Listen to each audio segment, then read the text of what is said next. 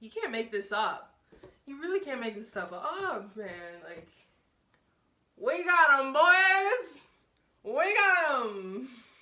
Okay, listen. We caught the Rexburg burglar. Because it's fresh in my mind, I want to tell it right now. And I hope that I don't miss any information. So what happened was, my husband and I went to the park and we were throwing frisbee, and I put my phone in my pocket, and then we went to like a tree, but it was kind of sloped. So I think my phone fell out of my pocket, and we were distracted by some like life stuff that was going on. My husband is moving jobs, and there's just some excitement around that. So we decided to go and figure that out at home. Usually I'm pretty vigilant about where my phone is, but I was just kind of distracted. So we go home and we do that thing, and then I realize that my phone's missing, and we start calling it. We're looking in our house, we're tossing things up and down trying to find it. We go look in my car that we drove to get to the park and back, and it rung the first 2 times.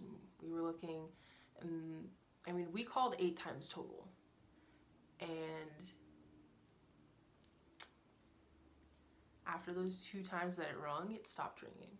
And I thought that was weird because my phone had full battery.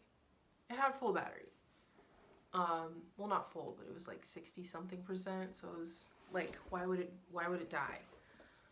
But I just kind of like moved on, you know, whatever. And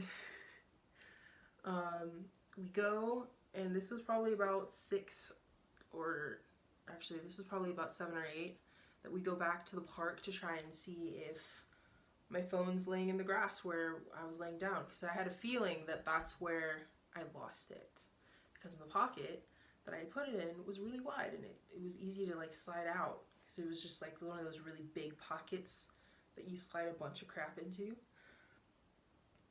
So we go and we look, and it's not there. It's not there. We would have seen it, you know, it's summer. It's in green grass, and it's just a black iPhone. We go home, and I get on my computer,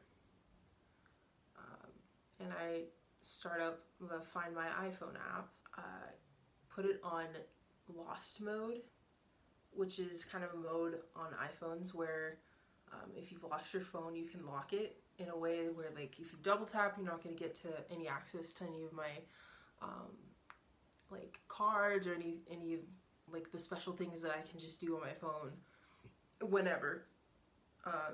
Nobody else will be able to do that. And on the front it says, "This phone is lost, please contact this number. Please call this number."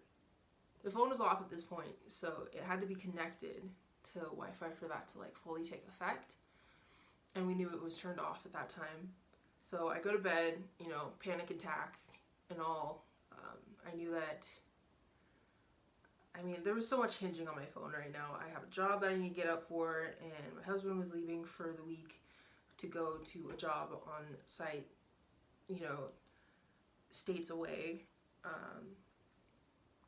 So I couldn't rely on him, and I was waiting for a call back from a job, and it was just a lot. So I was having panic attacks. Luckily I was able to sleep. I wake up in the morning and I'm checking his phone, and then I was like, okay, I'm gonna check the Find My iPhone, and if it was ever turned on at some point, it'll show where it is, because that's what it does, finds your iPhone. And I log into my computer, and lo and behold, it was found, and I knew where it was. It was still in my area, just a few blocks away. Girl, let me tell you how exactly determined I was. It did say that it was there 9 hours ago, so in my head I was kind of like I'm not sure if we're gonna find it here, but I'm going to look regardless. I start getting ready, and my husband's like, this is stupid. Why are you gonna go knock on a bunch of college kids' doors, and they're all gonna not say anything? They're probably It was his mind. It was the skaters that were there at the park while we were that stole my phone. He's like, they're never gonna fess up. But we go anyways because I was hell-bent on getting my phone back. And so we go, and it's like this old folks home. It's an apartment, but it was just a bunch of old people. And there was two ladies, older ladies, smoking cigarettes outside on this table with benches around it. And I asked them, like, hey, you know, do you know anybody that was at Porter Park yesterday? I lost my phone, I'm looking for it. And showed it here on my app where I'm tracking my phone. That lady got so serious so fast. She was like, call the cops right now, because this lady is stealing things from people constantly, and they're gonna help you get in there. And so I was like, oh shoot, all right, well, let's do that. And we did. We had to go back to our car because he's left his phone in there, which, okay, interesting choice. What if I get attacked? Maybe, but whatever, it's fine. We call the cops, cop rolls in, gets our story, gets our IDs and stuff, and then he calls in two other cops, and lo and behold, a bunch of other old people start like coming around and be, like, oh my gosh, you're finally busting this person. Apparently this person has racked up pretty big reputation. They apparently have been known to bring things in like early in the morning or really late at night, really late at night, excuse me. And like the cops were like, yeah, there's been a string of burglaries in and around Porter Park. She's been breaking into these cars. I was like, wow, okay. I want my phone back. So these three cops go in eventually after getting the name and everything.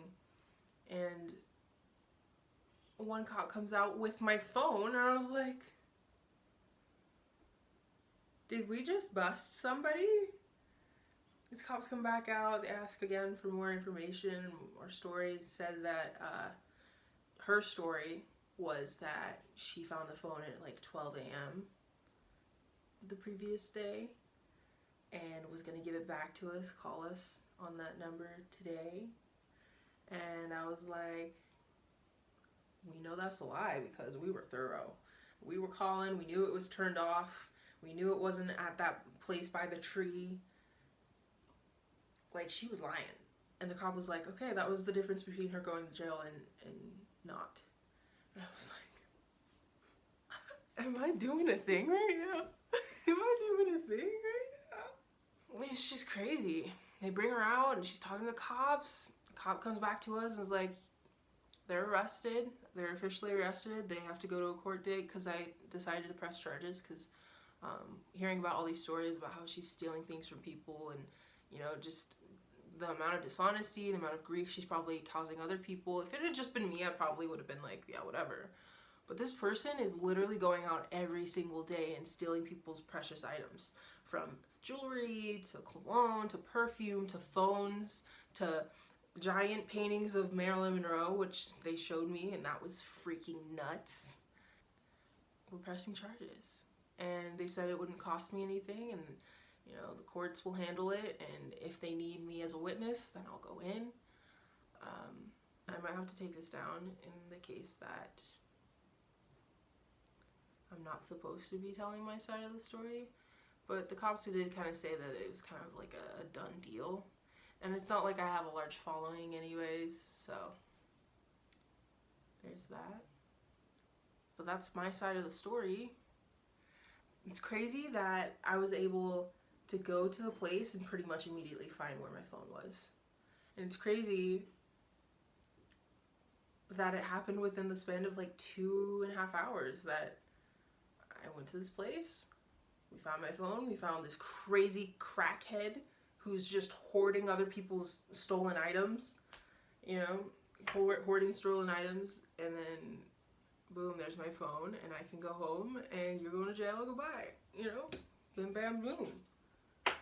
And that is how I caught the the Rexburg burglar.